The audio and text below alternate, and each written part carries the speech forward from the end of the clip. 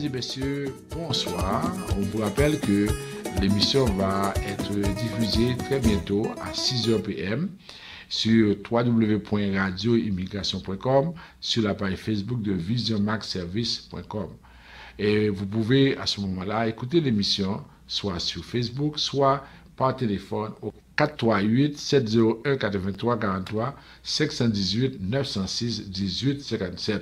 Alors écoutez l'émission, vous allez avoir toutes les informations en temps réel sur l'immigration au Canada. Ou al faire affaire avec une compagnie de grande gauche tête bobèche pour régler dossier immigration au Canada pour te faire économie bout de chandelle ou venir plein on prend refus parce que dossier mal préparé, formulaire t'es mal rempli ou même qui te voulait ça me te parler. Tu vois, pour le même genre de dossier, Ti George WhatsApp, Fanny, Madame Joe Facebook et moi-même avions tous obtenu satisfaction pour avoir fait affaire avec Vision Max Service, cabinet spécialisé en immigration. Vous qui rêvez d'immigrer, d'étudier au Canada ou tout simplement de visiter le pays, Vision Max Service. Vous comptez demander un super visa, venir investir ou vous établir en tant que travailleur qualifié, Vision Max Service, un label de qualité. Vision Max Service, c'est le travail de professionnels qui étudie, traite, suit votre dossier. Il vous conseille, vous encadre, vous accompagne dans toutes vos démarches pour des résultats 100% excellents. 273 Lalu, coin Ruelle Vaillant, Port-au-Prince, téléphone 48 20 78 18 22 09 76 82.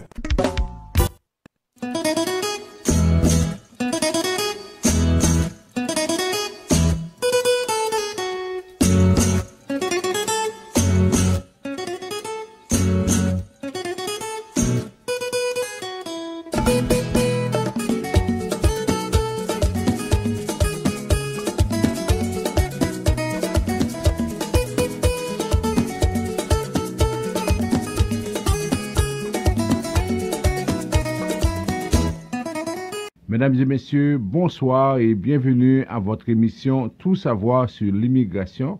Le même plaisir de vous retrouver pour vous présenter cette nouvelle édition. Mon nom c'est François Jean-Denis, consultant canadien accrédité en immigration. À la mise en onde de notre ami Yvon Chéry et nous sommes là avec vous sur plusieurs plateformes. D'abord sur www.radioimmigration.com, la page Facebook de Vision Max Service. Nous sommes également sur Radio Nou, Radio Éclat, Radio PBS Live. À Port-au-Prince, nous sommes sur Radio Solidarité. Dans le sud-est, Radio Télé-Express. Et dans le sud, Radio Macaya.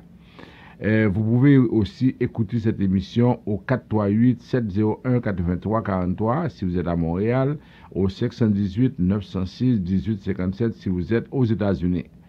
Alors, c'est toujours l'objectif que nous poursuivons, vulgariser les informations sur l'immigration au Canada, parce que nous voulons vous aider à mieux comprendre ce qui se passe en immigration. Ce soir, à cette émission, nous allons aborder plusieurs points avec vous.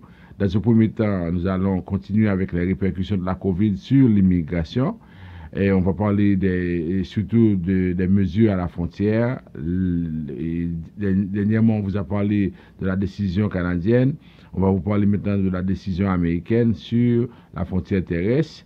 Après ça, vous allez des nouvelles sur plusieurs points et on va effectivement vous expliquer comment ça se passe, notamment sur les demandes de résidence permanente pour les considérations humanitaires. Après ça, on va essayer de faire un rappel des nouvelles les plus importantes et surtout, on va parler de ce qui a trait, par exemple, à des questions sur la résidence permanente. Et par la suite, ce qu'on va faire, on va faire un éclairage sur la situation à la frontière, sur les personnes qui sont là, qui veulent venir. On va essayer de leur parler de cette situation-là. Et ça va être la fin. On vous rappelle que vous êtes toujours sur Vision Max Service avec l'émission. Si jamais vous avez des questions et des commentaires, vous pouvez nous les envoyer pendant que vous écoutez. Et en même temps, on vous demande de partager avec vos amis et vos proches parce que c'est important pour tout le monde d'être informé et en temps réel sur l'immigration au Canada. Merci. Nous reprenons les activités pour vous offrir des plats succulents. Griot, poulet, lambi, dinde et poisson. Vous pouvez également mettre des minutes sur votre téléphone pour appeler les gens en Haïti et un peu partout dans le monde. Vous pouvez faire vos transferts avec RIA dans tous les pays du monde. Vous êtes chauffeur de taxi, travailleur, travailleuse de la santé? Vous êtes un professionnel qui n'a pas assez de temps pour vous préparer à manger? Non qu'à ça, venez manger dans un restaurant Fine Bouche à cette créole. Local très propre, cuisine bon bagay, goûter pas laissé, mes amis, c'est coupé douette. Relais en va nous passer. Pour commander, 514 721 77 93 514 721 7793. Dans cas ça, venez manger dans le restaurant Fine Bouche à cette créole. Ou beauté te ka existe. Yo di m'se sou yo te kopye. Yo secret moun pap ka kompran. Ou son fait pas j'en fais son. Aïe, l'on est gado li pap sispan. Ou son problème qui pas de solution. Ou son poème qui chante. Vous suivez votre émission Tout savoir sur l'immigration. Alors on vous rappelle les numéros de téléphone pour nous rejoindre 438-876-9398 et 438-382-9398. En Haïti, deux numéros 48 20 78 18 22 09 76 82. Alors vous pouvez aussi nous envoyer des messages WhatsApp sur 438-876-9398. Ensuite, la page internet, le site web de Vision Max Service, www.visionmaxservice.com. Si jamais vous avez, par exemple, des questions ou si vous voulez prendre un rendez-vous de consultation, vous pouvez aller sur le site et puis nous allons vous répondre dans les 48 heures. Bon, alors, on va commencer avec les répercussions de la COVID sur l'immigration. Alors, maintenant qu'on a annoncé que désormais, à partir du 9 août, les citoyens américains, les résidents permanents et les visiteurs, ils peuvent venir au Canada. Et le 7 septembre pour le reste du monde. Alors, actuellement, le gouvernement canadien met des dispositions en place pour permettre à tous ceux qui veulent venir, notamment à partir du 9 août avec les Américains, il y a des conditions à respecter pour pouvoir venir. Alors, tout ce qu'on vous dit, c'est qu'aujourd'hui, dans les circonstances, c'est que si vous voulez visiter le Canada, il faut savoir que dans ce premier temps, si vous n'êtes pas aux États-Unis, vous devriez attendre le 7 septembre. Mais si vous êtes aux États-Unis, vous êtes un citoyen américain, un résident permanent et vous voulez venir au Canada, alors là, on ne va pas vous exiger des conditions essentielles. Ça veut dire que vous pouvez venir juste pour faire du tourisme à partir du 9 août, mais il faut prendre les vaccins, il faut déjà que vous ayez les 2 doses, et puis il y a des conditions qu'on va vous donner tantôt. Il faut expliquer effectivement comment vous devez respecter les exigences parce que le gouvernement est en train de gérer la situation et ce n'est pas fini parce qu'on a le variant Delta qui continue à faire des ravages. On voit en Europe, notamment en France, ce qui se passe. Alors, on vous dit, il faut vous organiser pour pouvoir régler cette question-là.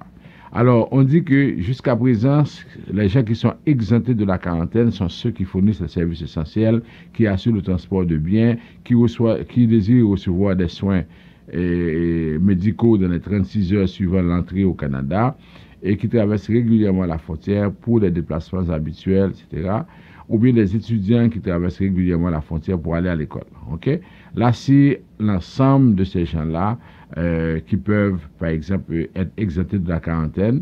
Et pour les voyageurs vaccinés, pour l'instant, on n'a pas d'exception. Comme on a dit, à partir du 9 août, on va voir ce qui va se passer. On va autoriser les voyageurs ou bien les Américains à pouvoir rentrer au pays. OK? Et si vous avez un visa de visiteur ou bien une autorisation de voyage électronique valide, il faut effectivement résoudre ce problème. Vous allez voir qu'il y en a qui n'ont pas besoin de visa pour venir au Canada, mais qui ne peuvent pas venir, notamment les enfants, des personnes qui sont en situation où pratiquement ils sont des résidents temporaires. Alors, ils peuvent rentrer parce qu'ils n'ont pas besoin de visa, ils travaillent ou bien ils étudient ici. Mais même si ces enfants-là sont des Français, par exemple, ils ont une autorisation de voyage électronique, mais quand même, puisqu'ils sont des visiteurs, ils ne peuvent pas encore rentrer au pays. Et on va voir, actuellement, il y a une chicane entre la France et le Canada par rapport à ça. Et le gouvernement canadien dit pour respecter, pour aider à éliminer ou bien à diminuer l'impact de la COVID, il y a des mesures qui ne sont pas populaires, mais qu'on doit prendre de toute façon. OK? Alors, jusqu'au moment où l'on se parle, sachez que vous ne pouvez pas visiter le Canada. Et encore, même pour ceux qui ont fait des demandes d'autorisation, on a pratiquement refusé de donner ces autorisations-là aux gens. Pourquoi? Parce qu'on dit que ces personnes-là se retrouvent en situation où pratiquement ils ne peuvent pas venir à cause de tout ce qui se passe. Ça veut dire que avec les variants Delta, Alpha, c'est compliqué.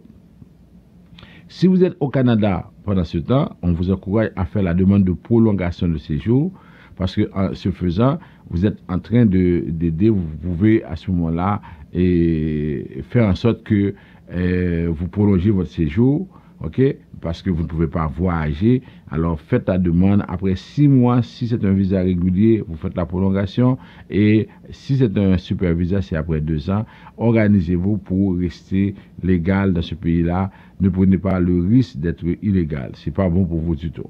Et on avait dit que si vous êtes ici au Canada avec le statut de visiteur, vous voulez demander un permis de travail, vous pouvez le faire aussi en ayant avec vous une offre d'emploi valide. Et là, vous pouvez demander le permis de travail. Maintenant, autre question, on a les étudiants étrangers. Actuellement, les étudiants, pour la plupart, ils attendent le permis d'études qui va être délivré, comme on avait dit, pour le trimestre d'automne à partir du mois d'août, première semaine d'août. Alors, on a prévu ici au Canada que tous les cours vont se faire en présentiel. Alors maintenant, il n'y aura pas de cours à distance. Alors, tout ce qu'on dit, c'est que tous les étudiants étrangers pourront venir ici pour pouvoir étudier. Alors, d'ici la fin de juillet, début mois d'août, vous allez commencer à recevoir des courriels pour avoir une décision. Alors, lorsqu'on dit on va traiter tous les dossiers d'ici le mois d'août, ça ne veut pas dire que tout le monde aura un permis d'études, mais cependant, vous aurez une réponse d'ici le mois d'août. Autre chose, c'est que tout ce que vous devez faire également, c'est qu'une fois arrivé ici, vous devez étudier. S'il vous plaît, pour les étudiants étrangers, vous ne pouvez pas commencer à travailler si jamais vous n'étudiez pas. On vous le dit chaque semaine, on vous répète ça. Et encore là, on trouve des personnes qui viennent nous voir pour dire oui, je voulais commencer à étudier, mais je n'avais pas assez de moyens. Alors j'ai essayé de travailler pour aller étudier. Normalement, avec les montants que vous payez, je ne vois pas comment vous pouvez travailler pour payer ces montants-là. Alors c'est pourquoi on fait appel aussi aux parents, aux personnes qui ont pris l'engagement pour ces étudiants-là. S'il vous plaît, si vous savez que vous n'allez pas pouvoir payer les frais, ne faites pas de demande de permis d'études. Parce que quand vous faites ça, ce que peut-être vous savez ou bien que vous donnez l'impression que vous n'accordez pas d'importance à ça, c'est parce que chaque fois que vous faites ça, il y a beaucoup d'autres personnes qui sont pénalisées parce que ces gens-là n'auront jamais la possibilité d'avoir le permis d'études. Parce qu'on regarde la situation de chaque pays, on regarde la façon dont chacun gère les permis d'études. On vous a donné 500 permis d'études, on constate qu'il y a 200 qui n'ont pas été bien gérés. C'est sûr qu'à l'avenir, on ne va plus donner les 300 et 500 permis d'études, on va diminuer. On va donner les permis d'études à des gens qui viennent pour étudier. Parce que n'oubliez pas, il y a des écoles qui ont des budgets et les budgets sont faits à partir des rentrées des étudiants étrangers. Quand maintenant 50, 60, 100 étudiants ne vont pas étudier, alors ça fait un manque à gagner pour l'université. Et ces universités qui ont déjà embauché des professeurs, tout ça, c'est sûr que ça fait mal. Alors, faites attention. Si vous savez que vous n'êtes pas capable de payer pour les gens, dites-leur ça très clairement. Parce que c'est ça qui fait problème souvent. Les gens nous disent que, oui, actuellement, on est stressé, on ne sait pas, avec tout le monde qui nous appelle de l'étranger, qui nous dit qu'il y a beaucoup de problèmes, qu'est-ce qu'on fait? Mais qu'est-ce qu'on doit dire à ces gens-là? Vous n'êtes pas le seul. Moi également, j'ai des cousins, j'ai des neveux, j'ai des personnes aussi qui voudraient venir. Mais qu'est-ce que moi je peux faire? Alors si aujourd'hui quelqu'un m'appelle et me dit qu'il a besoin de $2 millions, même si je compatis au problème de cette personne-là, alors je n'ai pas 1 million, qu'est-ce que je vais faire? Je vais aller voler pour lui donner 1 million? Moi, je dis à ceux qui m'appellent d'Haïti, par exemple, qui me disent, oui, qu'est-ce qu'on peut faire parce qu'on ne peut plus vivre? J'ai dit, moi, j'aimerais bien vous aider, mais cependant, ça ne dépend pas de moi. Et à cause de ça, je vous dis que moi, si, par exemple, vous voulez que je paie un coût pour vous en Haïti, je vais le faire. Mais pour le moment, je ne peux pas vous dire que je peux vous faire entrer avec un permis d'études. Alors, c'est pourquoi il faut dire les choses comme elles sont. Alors, si la personne ne vous croit pas, ça, c'est son droit. Mais cependant, vous lui dites ce qui est vrai, ce qui est la réalité. Vous dites à la personne, moi, je n'ai pas les moyens. C'est-à-dire, ça ne dépend pas du gouvernement et de moi, ça dépend du gouvernement. Vous faites une demande de permis d'études, il revient à l'agent de déterminer si oui ou non vous allez avoir le permis d'études. Alors, à partir de là, c'est que vous n'avez pas grand-chose à vous dire, oui, moi je suis stressé parce que les gens m'appellent, me disent ceci, me disent cela, mais qu'est-ce que vous pouvez faire? Pratiquement rien. Alors, lorsque les étudiants ont terminé leur programme, ils peuvent aussi appliquer pour une demande de permis de travail post-diplôme. Ok, ça c'est ce qu'ils peuvent faire. Et si le permis d'études a expiré en cours de route, ils peuvent aussi demander la prolongation du permis d'études. Alors maintenant, on va continuer. On va regarder, par exemple, les programmes, les bureaux d'immigration, ça fonctionne. Et pour les gens qui nous disent, est-ce que jusqu'à présent, l'ambassade est fermée? Non, les bureaux fonctionnent, mais ils fonctionnent par rendez-vous. Et ensuite, on vous envoie des courriels, tout ça. Mais sachez que vous ne pouvez pas vous déplacer pour aller, par exemple, à un bureau de visa à l'étranger. Même ici, vous ne pouvez pas si vous n'avez pas de rendez-vous. Pour les demandeurs d'asile ici au Canada, vous pouvez présenter votre demande à un point terrestre, c'est-à-dire qu'à un point d'entrée à la frontière. Et encore là, ça veut dire qu'on vous dit que l'entente sur les pays tiers reste et demeure en vigueur. Et maintenant, si vous êtes ici au Canada, il y a la plateforme Postel que vous pouvez utiliser pour pouvoir faire votre demande d'asile. Mais j'ai vu des personnes qui viennent d'Haïti, par exemple, et qui vont utiliser les mauvais arguments pour faire leur demande. J'ai déjà vu quelqu'un qui me dit, avec la mort du président, ça maintenant c'est un argument pour demander l'asile. Détrompez-vous, c'est pas bon, c'est faux. Et si quelqu'un vous laisse faire cette demande de cette façon-là, vous passez à côté. La mort du président n'a rien à voir avec vous. Alors faites attention. Pour la citoyenneté maintenant, et les cérémonies se font toujours par vidéoconférence. Pour les examens de citoyenneté, il faut attendre l'invitation. Et nous, on ne peut pas vous donner une invitation, il faut attendre qu'on vous invite pour l'invitation. Et ensuite, ce qui est important à rappeler, chaque semaine, on le fait.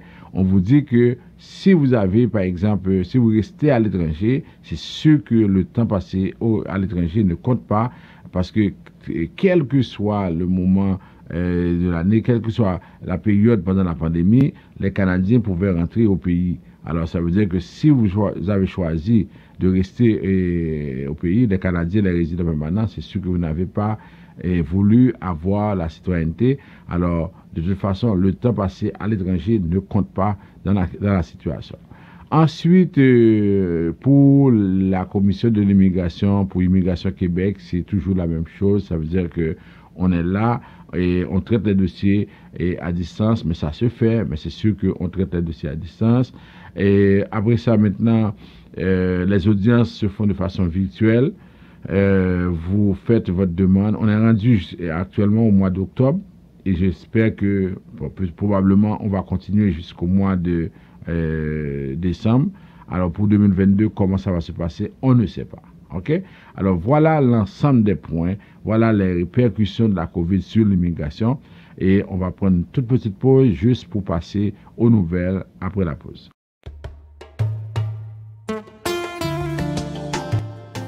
Nous reprenons les activités pour vous offrir des plats succulents. Griots,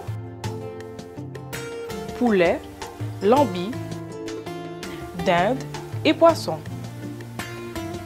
Vous pouvez également mettre des minutes sur votre téléphone pour appeler les gens en Haïti et un peu partout dans le monde. Vous pouvez faire vos transferts avec RIA dans tous les pays du monde. Vous êtes chauffeur de taxi, travailleur, travailleuse de la santé. Vous êtes un professionnel qui n'a pas assez de temps pour vous préparer à manger. Dans le cas ça, vin manger dans un restaurant fin bouche à cette créole. Local très propre, cuisine bon bagay, goûter pas laissé, mes amis, c'est coupé douette. Relais en va nous passer. Pour commander, 514 721 77 93 514 721 7793. Dans le cas ça, vin manger dans un restaurant fin bouche à cette créole. L'on est gado li pap sisman ou son problème qui pas de solution ou son poème qui charge émotion.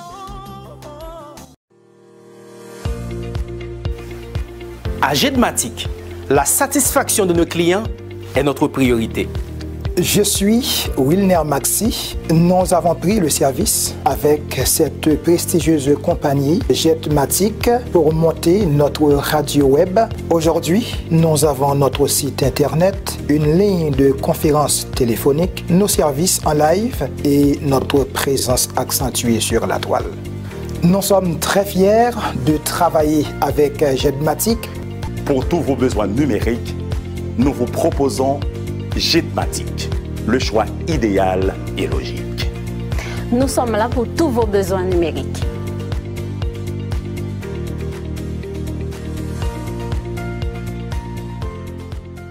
Vous suivez votre émission Tout savoir sur l'immigration. Maintenant, on va passer aux nouvelles. Et la première nouvelle, c'est que Ottawa a fait le point sur son plan de réouverture graduelle des frontières. La nouvelle a été annoncée la semaine dernière.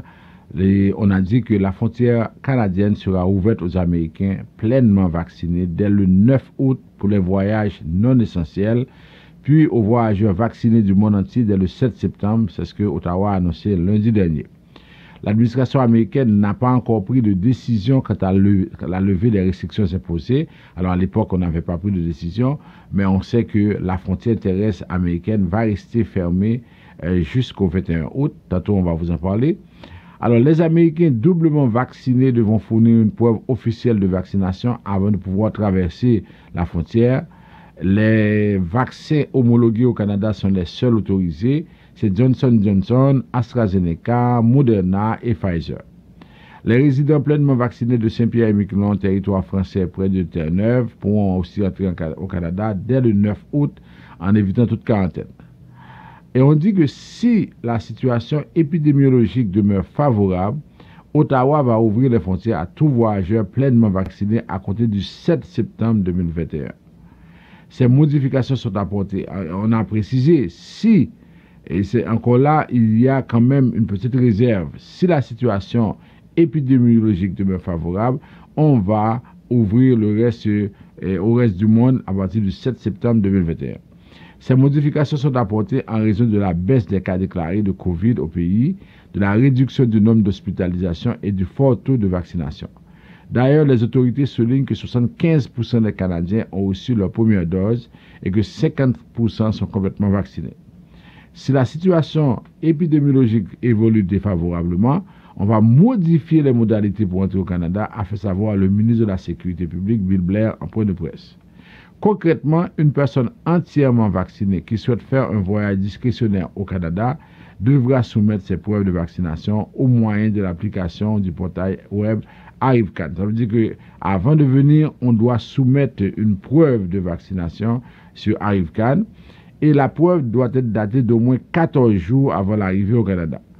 Aux douanes, les voyageurs ne devront présenter aucun symptôme de la COVID et détenir des copies en format papier ou électronique des preuves en anglais ou en français attestant leur vaccination.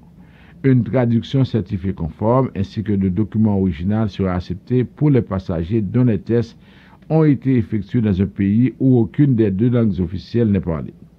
Les passagers qui ne respecteront pas la lettre ces consignes se verront refuser l'entrée au Canada ou même de prendre leur vol.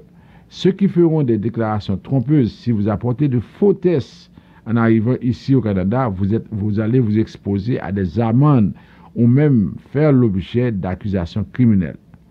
Les voyageurs entièrement vaccinés ne seront plus soumis à un test obligatoire de dépistage à leur arrivée aux frontières. De plus, ils n'auront plus l'obligation de passer 3 nuits dans un hôtel autorisé par le gouvernement fédéral. Ce dernier allègement s'appliquera également aux personnes qui ne sont pas vaccinées, qui devront se mettre en quarantaine, et ces gens-là, normalement, ils devront par la suite s'organiser, pour pouvoir, par exemple, rester en quarantaine jusqu'à là. Alors, ça, ce sont les nouvelles pour la première partie. On dit que ici, maintenant, au Canada, on a autorisé l'arrivée, l'accès à des personnes, par exemple, qui viennent des États-Unis, de la mesure où pratiquement ces gens-là respectent ces critères-là. Oui, maintenant, la question qui est la plus importante, c'est que il y a des pays qui n'ont pas pris, où les ressortissants n'ont pas pris les mêmes vaccins qu'en Haïti et qu'au Canada. Alors, qu'est-ce qu'on fait dans pareil cas? Alors, ce que le gouvernement dit, c'est que on est en train de travailler là-dessus pour essayer d'arrimer toutes ces choses-là, parce que si quelqu'un a pris un vaccin, par exemple, je prends le Sputnik de la Russie, alors cette personne-là n'a pas eu les doses. Si le Canada exige que cette personne prenne l'un de ces 4 vaccins pour entrer au pays, et si la Russie fait la même chose pour les Canadiens, parce qu'il y a des Canadiens qui veulent aussi, qui travaillent en Russie, qui veulent faire la même chose. Alors, le gouvernement dit qu'il travaille là-dessus et va prendre des dispositions pour essayer de résoudre le problème. Maintenant, pour les enfants de moins de 12 ans qui ne sont pas vaccinés, alors on dit qu'ils ne devront plus se soumettre à une quarantaine en bonne et due forme. Par contre, ils devront respecter certaines règles sanitaires comme éviter les rassemblements, les activités de groupe, les lieux collectifs tels que les garderies, les camps de vacances et les écoles. Ils seront tenus de subir un dépistage le 1er et le 8e jour après leur arrivée au pays. Alors, on a aussi annoncé que les vols internationaux pourront atterrir dans 9 aéroports au pays plutôt que 4. Ils n'auront donc plus à se limiter aux aéroports de Vancouver, Calgary, Toronto et Montréal. On peut atterrir maintenant à Québec, Halifax, Ottawa, Winnipeg et Edmonton. Alors, c'est ça la situation. On dit que la prise de température des passagers des vols intérieurs et des vols nationaux en partant du Canada sera éliminée à partir du 9 août aussi. Le port du masque demeurera cependant exigé à bord des appareils pendant les vols et dans les aéroports. Les vols en direction de l'Inde sont toujours interdits parce qu'avec le variant Delta qui fait beaucoup de ravages en provenance de l'Inde, on dit on continue à interdire ces vols-là parce qu'on veut éviter que les gens soient en situation difficile. Maintenant, pour les Américains ont pris la décision avant-hier, ils ont décidé de fermer leurs frontières terrestres jusqu'au 21 août. On dit que malgré l'avancée de la campagne de vaccination, la réouverture de la frontière avec le Canada pose un risque trop élevé, indique l'administration Biden. Des fois dans la vie, on ne sait plus ce qu'on doit faire. Imaginez qu'il y a 2-3 mois, les élus américains pressaient le gouvernement de M. Trudeau de prendre une décision pour ouvrir la frontière. Voilà que Trudeau, face à toutes ces pressions-là, décide d'ouvrir les frontières. Et c'est à ce moment-là que maintenant, on nous dit que le risque est trop élevé et là, on décide de fermer la frontière jusqu'à présent avec les Américains. Ça veut dire que les Canadiens ne pourront pas aller aux États-Unis jusqu'au 21 août parce que la frontière terrestre, alors je ne sais pas si pour les vols aériens, si ça peut se faire, mais la frontière terrestre américaine restera fermée. Oui, on disait qu'on ne sait pas si, au niveau des vols aériens, si on peut continuer à voyager, mais cependant, vous êtes avertis, c'est que vous ne pouvez pas voyager en passant par la frontière terrestre. Alors, M. Trudeau a pris la décision pour laisser rentrer les Américains à partir du 9 août, mais les Américains ont pris la décision pour fermer la frontière aux Canadiens jusqu'au 21 août.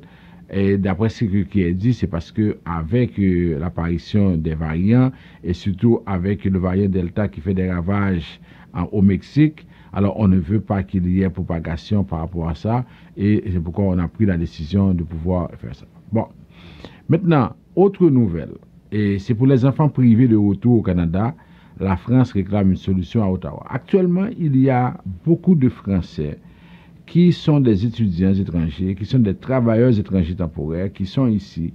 Et normalement, comme ils n'ont pas besoin de visa pour entrer au pays, souvent ils se déplacent pour retourner en France, ou bien ils viennent au Canada, et parce qu'ils sont des résidents temporaires, on les laisse entrer. Mais quand ils viennent avec leurs enfants, ça pose un autre problème parce que les enfants ne sont pas des résidents temporaires, les enfants ne sont pas des travailleurs étrangers, ne sont pas des étudiants étrangers. Ces enfants-là, maintenant, se retrouvent en situation où pratiquement, ils ne peuvent pas rentrer. Alors, il y a beaucoup de parents qui ont vécu ça très, très mal, qui ont eu vraiment toutes les peines du monde à constater qu'arrivés à l'aéroport, ils voulaient venir avec leurs enfants, mais là maintenant, on ne peut plus, on n'a pas laissé rentrer les enfants parce que les enfants ont besoin d'une autorisation spéciale et souvent on refuse de donner ces autorisations-là dans le but de contrôler la pandémie. Alors, et là, ils ont écrit à leurs représentants, l'ambassade de France au Canada a écrit aux autorités pour expliquer que là, les gens font face à beaucoup de difficultés. Il faut trouver une solution. Ils ont écrit au ministre de l'Immigration et là, aucune réponse n'a pour l'heure été envoyée. Mais elle dit, la consul générale de France à Montréal dit que les autorités canadiennes sont souveraines pour dire qui elles laissent rentrer et sous quelles conditions. Mais l'intérêt de tous, c'est que les familles puissent être unies, les parents autorisés à quitter le territoire et à revenir puissent le faire avec leurs enfants. C'est ça qu'on dit. Alors, actuellement, Air Canada dit que c'est une obligation d'Ottawa et les compagnies aériennes maintenant de plus en plus refusent à des enfants accompagnés de leurs parents de pouvoir entrer parce qu'on dit que non, on ne peut pas faire ça. Voici la situation parce que les autorités ne veulent pas. Alors, c'est très, très éprouvant, c'est une situation très difficile et on voit beaucoup de cas. Par exemple, il y a une dame qui est allée en Italie avec son enfant, ok, et sa fille de 12 ans. Et c'était pour un cas de décès. Alors, après les funérailles, imaginez, elle est allée en Italie avec sa fille de 12 ans qui est ici à l'école. Et elle avait demandé une autorisation avant de partir. On avait dit qu'il n'y aurait pas de problème, la fille pourrait venir. Mais 3 jours après leur arrivée à Rome, c'est la panique parce que l'autorisation est refusée. Et maintenant, on lui dit de rentrer sans sa fille. Et pourtant, elle vit ici avec sa famille, avec sa fille. Alors, là, on dit que c'est pas possible. On a envoyé un certificat de décès. On a donné tout ça. Mais des fois, c'est pourquoi moi, je trouve que des fois, ces gens ne sont pas humains. La famille vit au Canada, elle vit au Canada, mais la fille est italienne et la fille étudie ici avec la famille. La famille a été à des funérailles. Elle a imaginé que maintenant, on demande à cette famille-là de laisser la fille de 12 ans seule pendant que tout le monde est ici. Il n'y a personne au ministère, il n'y a personne qui puisse dire, et on dit la loi c'est la loi. C'est incroyable, c'est incroyable. Alors, on a beaucoup de cas comme ça. Et des gens qui, par exemple, une dame qui est infirmière au CHUM, elle travaille au CHUM, elle donne des soins, et son fils a 13 ans, son fils, en même temps, doit revenir samedi, mais elle a peur parce qu'elle dit qu'elle ne sait pas si on va refuser encore l'autorisation. Moi, je trouve que finalement, des fois, les fonctionnaires, là, ce sont des gens insensibles. Je ne comprends pas si c'est la loi qui est au service des humains ou bien ce sont les humains au service de la loi. Parce que ça, c'est incompréhensible par rapport à ça. Alors, au niveau du CHUM, il y a le directeur du CHUM qui a écrit aussi à Immigration pour dire que cette dame-là a sauvé des vies, a aidé pendant la pandémie, mais aujourd'hui, on ne peut pas l'aider dans les circonstances. C'est incroyable, c'est pas normal. À Québec, on dit qu'on suit de très près la situation. La ministre de l'Immigration et Mme Nadine Giraud a dit oui, on va écrire à Ottawa parce que ce sont des Français qui sont aussi, comment on pourrait dire, ce sont des Français qui sont concernés. Là, elle est là pour dire oui, on va écrire à Ottawa parce qu'on veut que ces gens-là puissent pouvoir trouver une solution avec ça. En tout cas, c'est incroyable, c'est incroyable. Maintenant, la nouvelle qui a fait les manchettes cette semaine, c'est lorsque Immigration Canada a annoncé qu'il a l'intention d'accepter un nombre record de demandes dans le cadre du programme des parents et des grands-parents de 2021. Mais écoutez bien ceci. On a dit que on va accueillir 30 nouvelles et 30 000 demandes dans le programme de parents et de grands-parents pour 2021. Mais ce qu'on dit, c'est que on va puiser dans la liste des personnes qui ont appliqué en 2020. Je vais reprendre cette partie-là. Le gouvernement avait, depuis plusieurs années, choisi à demander aux gens d'appliquer. Chaque année, les gens appliquent et soumettent des demandes. En 2020, moi, je me rappelle, il y avait plus de 250 000 personnes qui avaient appliqué. Parmi les 250 000 personnes qui avaient appliqué, on avait à peu près, je pense que c'était 20 000 qu'on avait accueillis. Alors, vous voyez, il y avait presque 230 000. En 2021, on a lancé le programme et il y avait encore d'autres personnes qui ont appliqué. Et on avait choisi 20 000. Là, maintenant, on dit on va prendre 30 000. Mais 30 000 demandes qu'on va prendre, non seulement c'est pour les parents et les grands-parents, deuxièmement, vous n'avez rien à faire. On va prendre les 30 000 dans la liste des personnes qui ont appliqué en 2020. Est-ce que c'est clair? Parce que moi, depuis 2 jours, de partout, d'Haïti, d'Afrique, les gens m'appellent, oui, le gouvernement vient juste d'annoncer qu'on va prendre 30 000 personnes. On va prendre 30 000 personnes dans le parrainage de parents et de grands-parents. Et ensuite, vous n'avez pas à soumettre de demande. C'est parmi les gens qui ont déjà soumis leur demande en 2020. Ok, c'est clair, je pense que c'est clair. Les invitations à présenter une demande seront envoyées sur une période de 2 semaines à compter de la semaine du 20 septembre 2021. Ok, c'est à compter du 20 septembre 2021 qu'on va vous envoyer les invitations si vous êtes sélectionné, parce que c'est un tirage au sort. Et si vous êtes sélectionné, là, vous pouvez envoyer votre demande. OK? Alors, on sait que les familles éprouvent beaucoup de difficultés à cause de la pandémie. On continue à mettre sur pied des programmes comme ça. Et on dit que pour l'année de déposition 2020, l'exigence de revenu demeurera le revenu minimum nécessaire. OK? C'est juste le revenu minimum nécessaire au lieu du revenu minimum nécessaire plus 30%. Ça va permettre aussi aux gens d'inclure dans le revenu du répondant les prestations ordinaires d'assurance emploi, les prestations temporaires visant la COVID, la prestation canadienne d'urgence, tout ça, ça va permettre aux gens de pouvoir fonctionner. Alors, je pense que vous allez comprendre ça. C'est ça la nouvelle.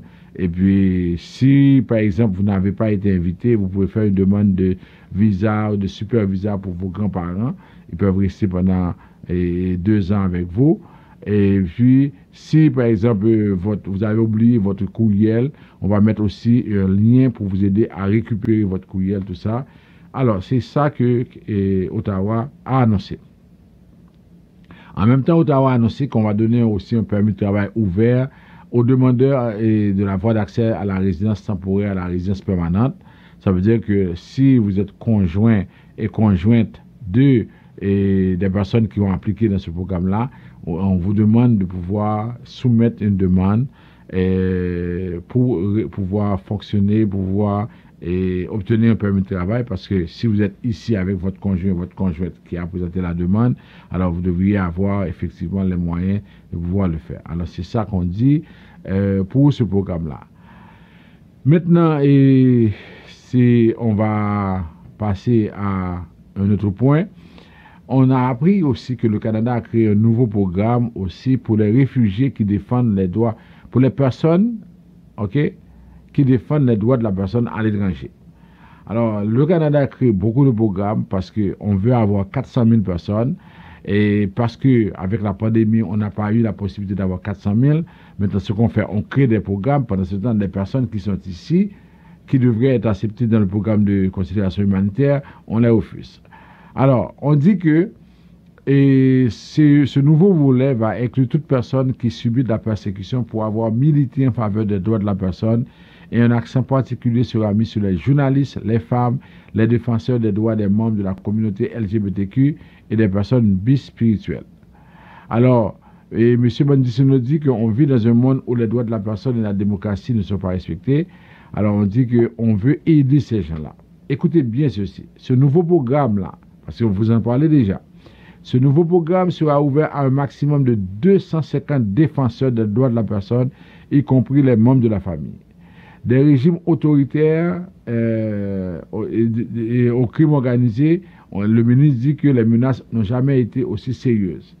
Alors, le Canada va s'associer à l'Agence des Nations Unies pour les réfugiés, HCR, Et il y a des organisations internationales telles que Frontline Defenders et Protect Defenders qui se spécialisent dans l'aide aux personnes menacées en raison de leur travail pour défendre les droits dans le monde. Alors, on va s'associer à ces gens-là. Vous ne pouvez pas appliquer si vous n'êtes pas proposé par l'un de ces, soit par l'Agence des Nations Unies ou bien par les deux organismes que je viens de citer.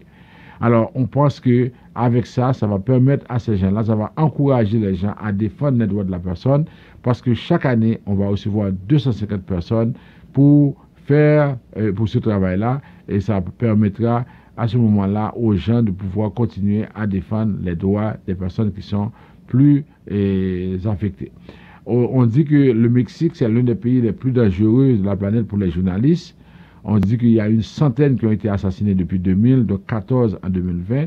Alors on dit que dans les circonstances, on est là, on veut aider ces gens-là. Maintenant, vous vous rappelez la semaine dernière, on vous avait dit qu'il y a beaucoup de cas de demandes de considération humanitaire qui sont refusées. Cette semaine, le gouvernement canadien a essayé d'expliquer pourquoi.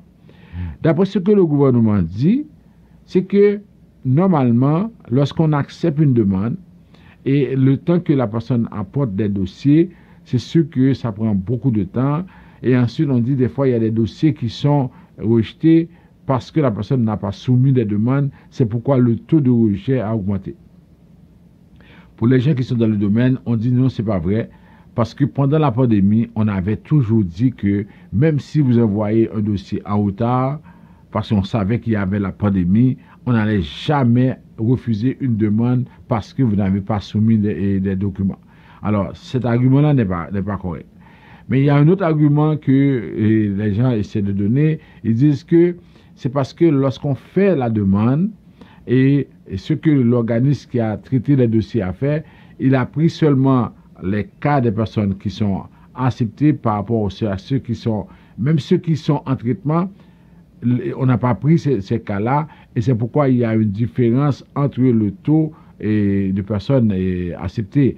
Il dit que si, après quelque temps, après que ces gens-là aient donné concrètement tous ces documents-là, c'est sûr que c'est l'inverse qui sera fait.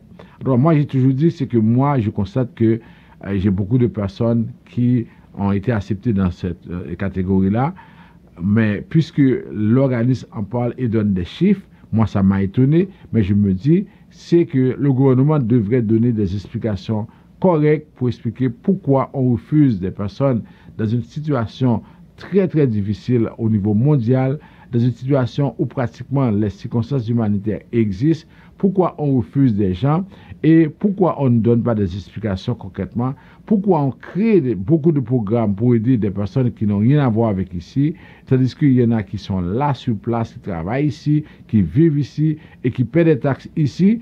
Et comment se fait-il qu'on refuse ces gens-là? Et là, le gouvernement devrait donner quelque chose par rapport à ça.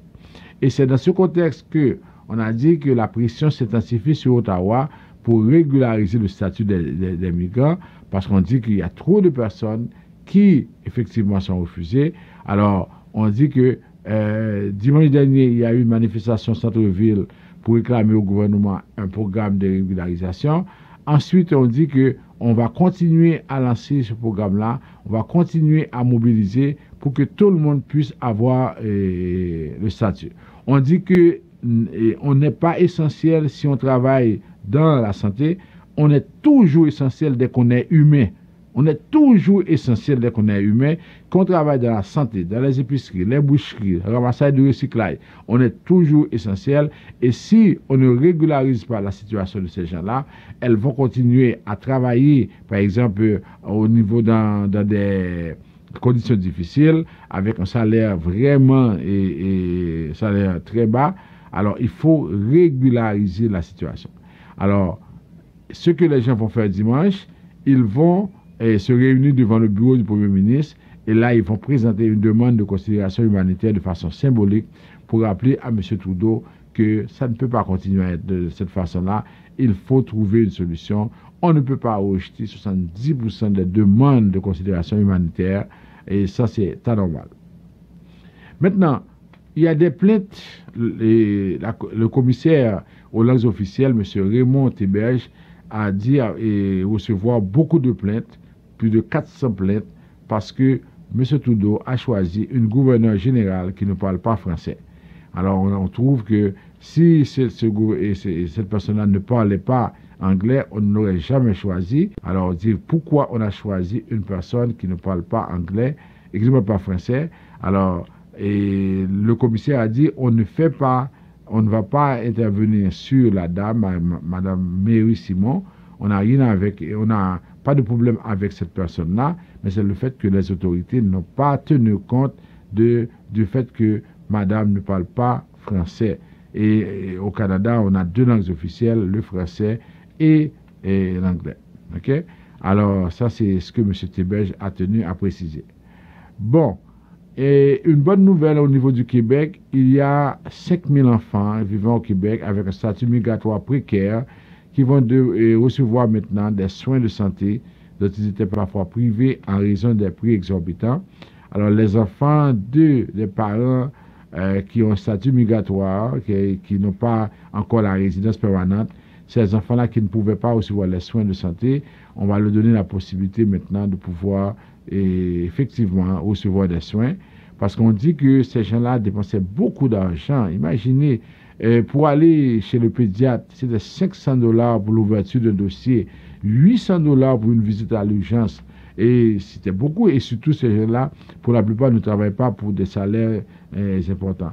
Alors on dit que sur cette base-là, on va aider ces gens-là à pouvoir régler, à pouvoir trouver une solution en ayant accès aux soins de santé. Okay?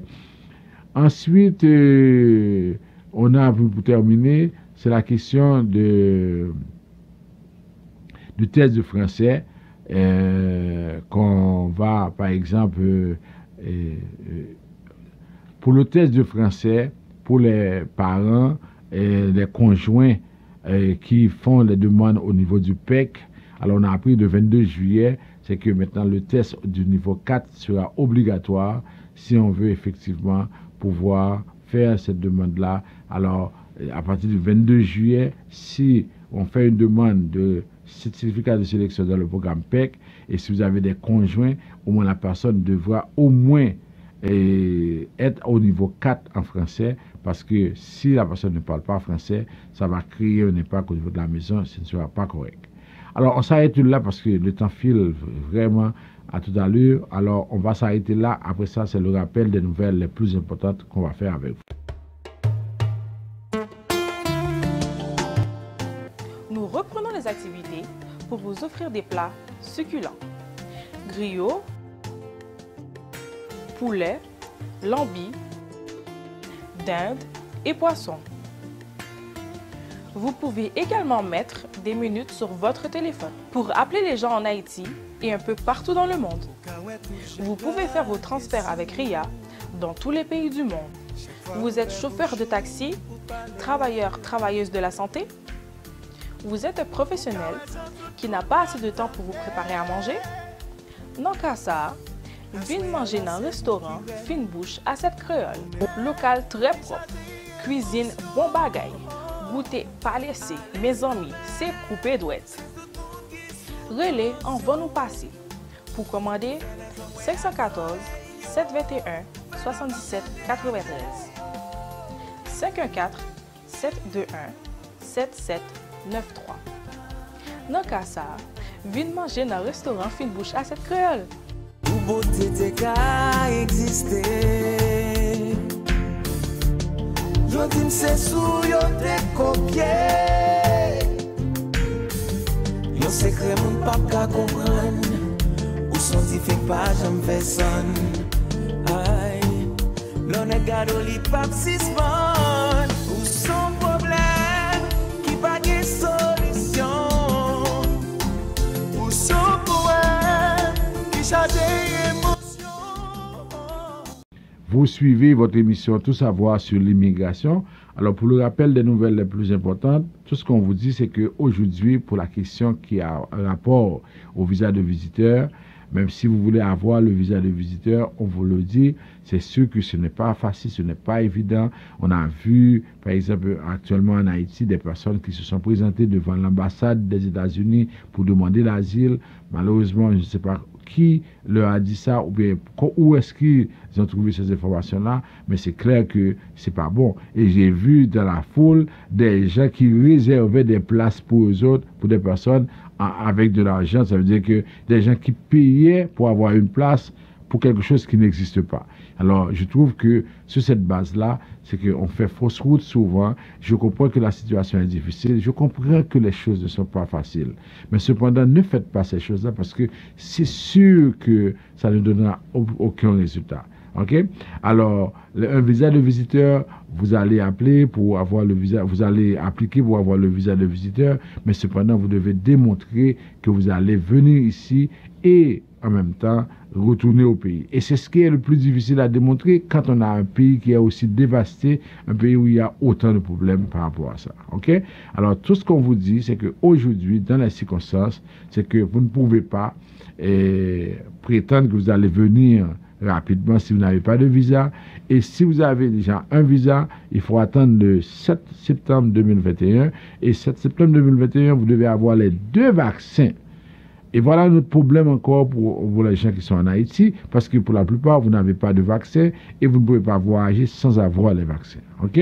Alors, vous voyez, c'est un peu compliqué. S'il vous plaît, appelez-nous pour avoir les bonnes informations. Ne vous laissez pas entrer ou bien induire en erreur parce que ça ne vous donnera absolument rien.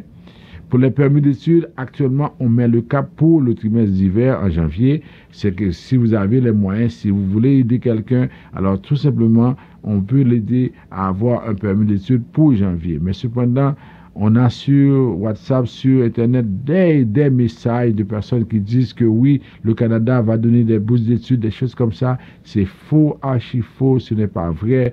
Détrompez-vous, il n'y a aucun programme pour des gens en Haïti. Chaque semaine, on répète la même chose, mais on trouve toujours des personnes qui nous envoient des messages pour nous dire voici ce qu'on a annoncé et on est en train de rechercher des étudiants noirs au Nouveau-Brunswick, en Alberta. Et puis là, maintenant, ce que la personne fait, elle vous demande de payer.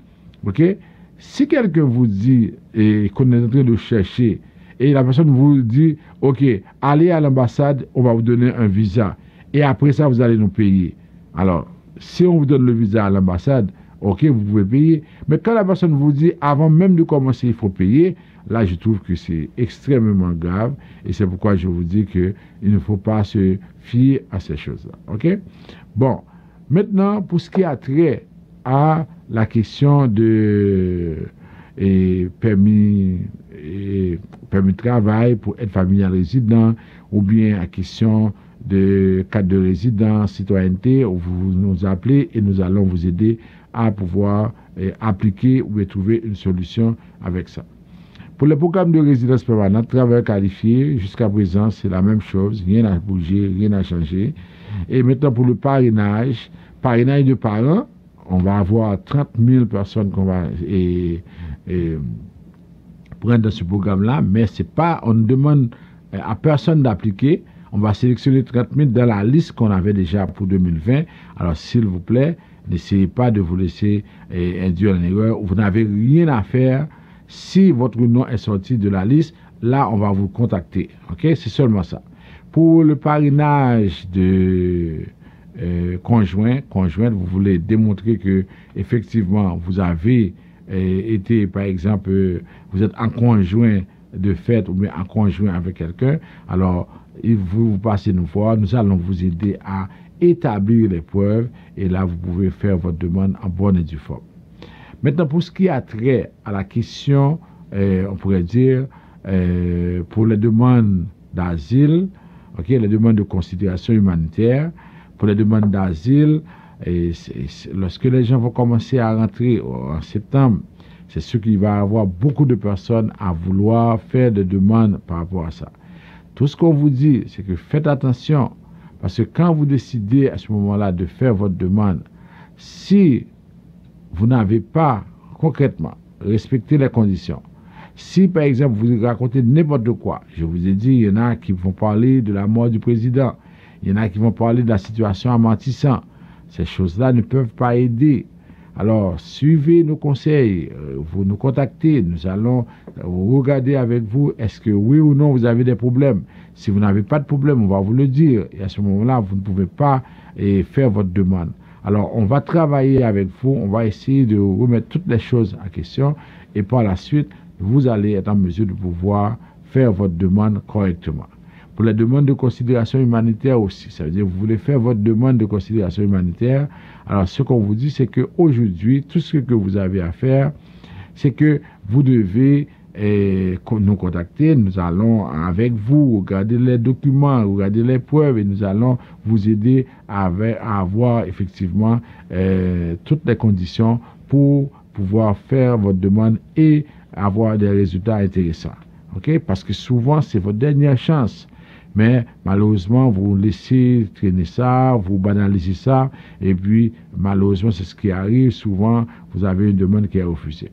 Nous sommes là pour vous aider, pour vous accompagner, pour vous permettre de régler cette situation-là. Et si jamais vous hésitez, si jamais vous pensez que vous pouvez faire vous-même, en tout cas, vous courez le risque de vous faire refuser. Alors, c'est votre vie, c'est votre dossier, c'est à vous de savoir comment faire, comment préparer ça. OK? Alors, nous te disons, parce que c'est important, que pour question de visa visiteur, parce que c'est là qu'il y a pile de monde qui a posé des questions, et le monde qui a dit non, oui, il y a besoin de finir, oui, il y a besoin de faire ceci, il y a besoin de faire cela. Alors, nous t'expliquons ça très clairement. Nous pas dit pour nous pas venir, mais il faut nous respecter exigences. Exigences pas avant 7 septembre. Et le gouvernement canadien dit que faut nous assurer nous que nous prenons 2 vaccins. Alors pour les gens qui à l'étranger qui coûté qui au CAI, qui Jacques Mel, qui tout partout dans le pays qui coûté non. Alors c'est ça me dit non, c'est que si nous pas gagner vaccin soit nous le prenons pas connaît parce que il y a des gens qui à les États-Unis qui le prennent. OK, soit dans le prend ou bien nous jouons une occasion pour nous capables de arriver gagner parce que sinon on peut pas rentrer au Canada. C'est 2 vaccins et Canada dit c'est si que tout est correct d'ici le 7 septembre parce que si jamais tout n'est pas correct, c'est clair que Kounia là nous allons retrouver dans une situation côté nous ne pouvons pas rentrer et pendant la pandémie pour nous rentrer c'est une autorisation. Ils ont retiré Kounia question autorisation et ils ont dit Kounia là faut qu'on prenne vaccin et pour prendre un vaccin pour rentrer, ça veut dire qu'il dit que les SAC, il faut capable d'organiser pour faire ça. Alors, si nous ne pas faire ça, c'est clair que nous pas là-dedans et nous retrouvons dans une situation qui est extrêmement difficile dans ce sens. OK? Alors, c'est tout ça que nous devons besoin de partager avec nous. Et par rapport à parrainage parent, mes amis, si petite note est appliquée pour nous, ou bien si, par exemple, en 2020, ils ont fait demande, ils n'ont pas recevoir, ou bien ils n'ont pas été dans la situation, ils ont été accueillis, les accounts là, il y a tant pour faire demande, pour envoyer une invitation, mais il n'y a pas rien pour faire, il n'y a pas rien pour nous faire Kounia, c'est tant. Et puis le programme là, c'est pour parrainage de parents et de grands-parents, ce n'est pas pour l'autre monde que lié. OK? Nous souhaitons que nous comprenions ça.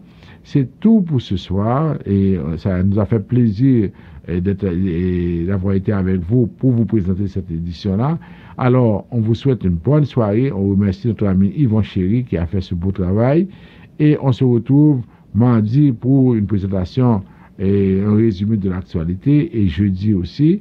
Et après ça, maintenant, samedi prochain, on sera là pour une autre édition de Tout savoir sur l'immigration. Merci et bonne soirée.